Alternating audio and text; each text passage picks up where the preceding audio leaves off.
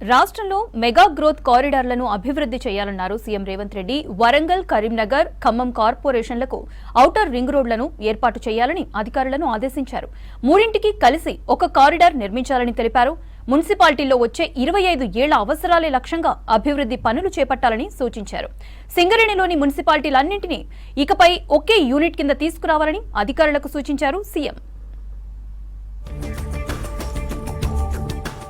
రాష్ట్రంలోని టౌన్లు, సిటీలను భవిష్యత్ అవసరాలకు తగ్గట్లుగా అత్యున్నత ప్రమాణాలతో తీర్చిదిద్దాలని అధికారులను ఆదేశించారు ముఖ్యమంత్రి రేవంత్ రెడ్డి. వచ్చే 25 ఏళ్లలో పెరిగే జనాభా, రవాణా అవసరాలను దృష్టిలో ఉంచుకొని అర్బన్ సెంట్రిక్ డెవలప్మెంట్ ప్లానింగ్ ఉండాలన్నారు. అందుకు తగ్గట్లే అభివృద్ధి పనులు చేపట్టాలని ఎంసీహెచ్ఆర్డీలో మెగా గ్రోత్ కారిడార్లపై కీలక రివ్యూ చేశారు సీఎం. ఖమ్మం, వరంగల్, కరీంనగర్ కార్పొరేషన్లకు ఔటర్ రింగ్ రోడ్డు ఏర్పాటు చేయాలన్నారు. భవిష్యత్తు తెలంగాణకు ఖమ్మం, వరంగల్, కరీంనగర్ కీలకమన్నారు.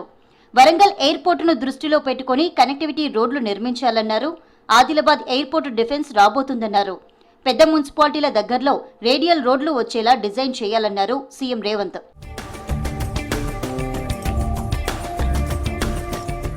రాష్ట్రంలోని చారిత్రక, ఆధ్యాత్మిక వైభవాన్ని ప్రపంచానికి చాటి చెప్పేలా పర్యాటక రంగాన్ని పరుగులు పెట్టించాలని అధికారులకు దిశానిర్దేశం చేశారు సీఎం రేవంత్ రెడ్డి.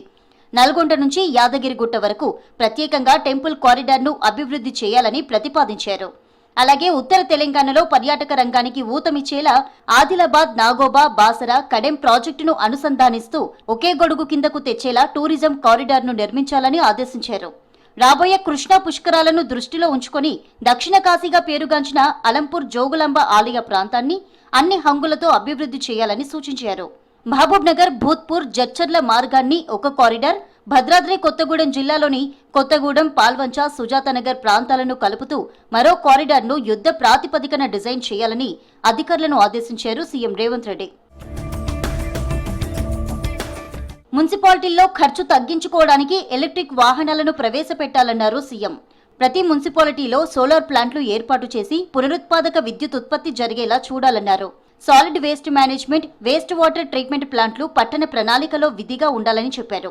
ట్రాఫిక్ నియంత్రణలో ఆర్టిఫిషియల్ ఇంటెలిజెన్స్ వాడటంపై నిపుణుల సలహాలు తీసుకోవాలని, పట్టణాల్లో రేడియేషన్ తగ్గించేందుకు మల్టీ యూటిలిటీ టవర్లు, స్మార్ట్ పోల్స్ ఏర్పాటు చేయాలని సూచించారు.